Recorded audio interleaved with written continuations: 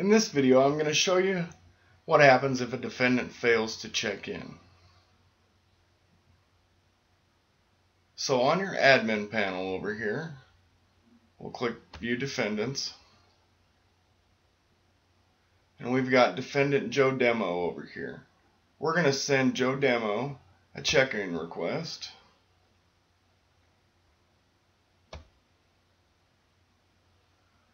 Now Joe Demo is going to get a push notification on his phone telling him that he has 2 minutes to check in. This is what happens if he fails to check in.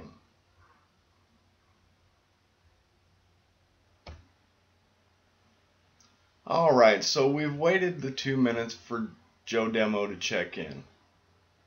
He hasn't checked in, so you will receive an email to your email account notifying you that your defendant has failed to check in.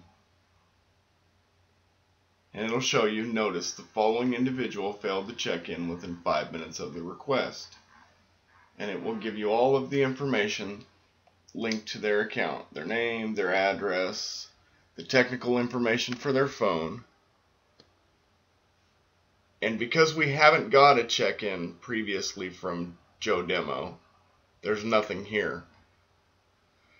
But I will show you here what happens if we do have a check-in and then they fail. So we'll send Joe Demo another check-in.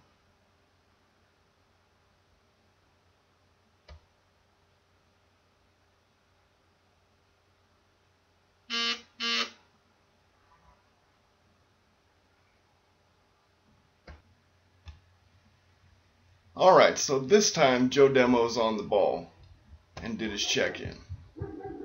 So you'll click here where it says View Defendant Check-ins, and it'll show the check-in information here. So going back,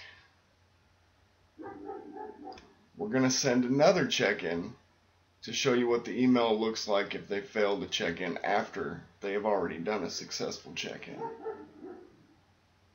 So we'll send Joe another check-in request,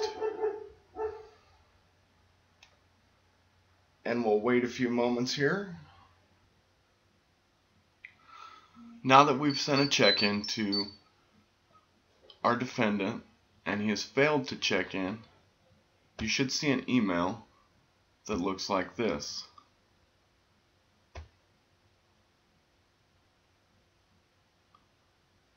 It'll show you, notice, the following individual failed to check in within 5 minutes of their request. It'll show you the same device information as early. However, this time it'll show you the last successful check-in, the last known address, and the last known IP address. And that is how the failed check-ins work.